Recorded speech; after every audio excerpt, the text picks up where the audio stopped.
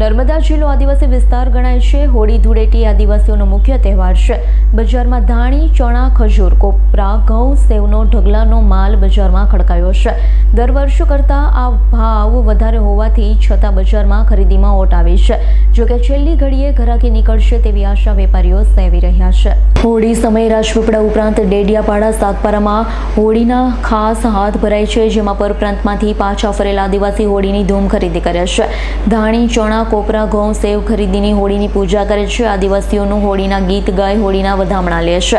રાજપીપળાના બજારમાં લીમડા ચોક, શાક માર્કેટ, સફેદ ટાવર, સ્ટેશન રોડ, લીમડા ચોક વિસ્તારમાં ધાણી, ચણા, ખજૂર, કોપરાનો નવો ઢગલો માલ ખડકાયો છે। ખરીદી શરૂ થઈ, હજુ જોઈએ તેવી ખરીદી જોવા મળતી નથી। દરેક વસ્તુના ભાવમાં જીએસટીના કારણે 15% જેવો વધારો નોંધાતા ગ્રાહકોની હોળી ધૂળેટી મોંઘી પડશે। બજારમાં મંદીનું મોજું હોય, ખરીદી અને છેલ્લી ઘડીએ ખરીદી નીકળે તેવી વેપારીઓને આશા છે। તો સાથે રંગબેરંગી વિવિધ પિચકારીઓનો નવો ઢગલોનો માલ ખડકાતા તેની પણ ખરીદી શરૂ થઈ છે। ધાણી, ચણા, ખજૂર, કોપરા શરદી, ખાંસી, કફ જેવી બીમારીઓથી ખાવાથી દૂર થાય છે।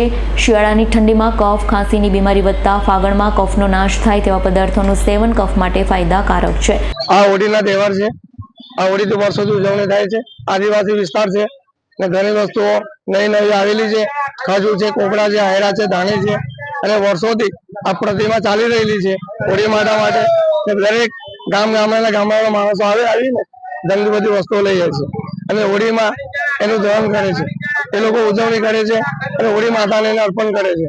અને અહીંયા બજારમાં 2 દિવસથી ઘરાકી તો છે, પણ જે જોવે તે પ્રમાણે ઘરાકી આ વર્ષે નથી। એટલે અમારી થોડી અપીલ છે કે પબ્લિક વેપારીઓને સાથ સહયોગ આપે અને એમની રીતે જે બી એમને વસ્તુ પસંદ પડે તે લઈ જાય। આ વખતે ખજૂરના કોપરાનો થોડો ભાવ છે 120 રૂપિયા, 500, 240 રૂપિયા કિલો છે। અમે જાણીએ છીએ કે ઘરાકને થોડું મોંઘું પડે છે, તો શું કરે, બધી વસ્તુ મોંઘી છે। અને ખજૂર 120 રૂપિયાનો કિલો, આયરા 30 રૂપિયાના 260 ના 500, ચણા 80 રૂપિયાના 500, 150 ના કિલો, ધાણી તમારે 80 રૂપિયાની 500 છે અને 100 રૂપિયાની 500 છે। મકાઈની, જુવારની બેવ બજારમાં ઘરાકીનું જો પ્રમાણ જોઈએ એ પ્રમાણે ઘરાકી એટલું નથી। અમારે આશા છે કે છેલ્લા દિવસોમાં પબ્લિક આવશે અને પછી ઉત્સાહ રીતે ઘરાકી થશે અને સારી રીતે ચાલવાનું। ખાડા ચાલા, મોડા ચાલા। મારું નામ ઇસ્માઇલભાઈ મલેક, રાજપીપળા।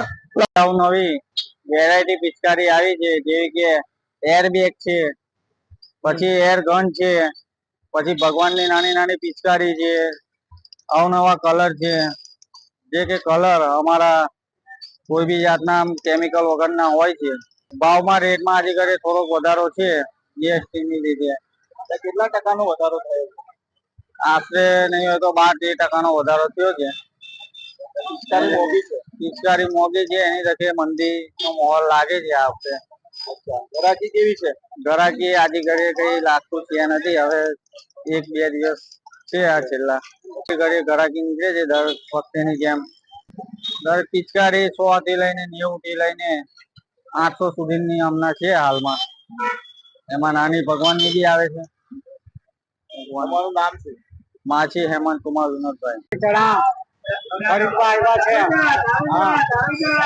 અને ચણાનો ભાવ છે જરા સસ્તું થાય તો સારું। આમાં હોળી માતાનું પૂજન કરવાનું મુખ્ય તહેવાર છે, એમાં અમે થોડું સસ્તું થાય તો સારું। તમારું નામ કાકા? દિનેશભાઈ। કયા ગામથી આવો? સુરતપર ખંડેરપડા।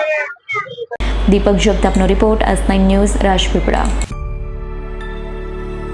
અમારી તમામ માહિતીથી અપડેટ રહેવા માટે જોડાયેલા રહો S9 ન્યૂઝ સાથે।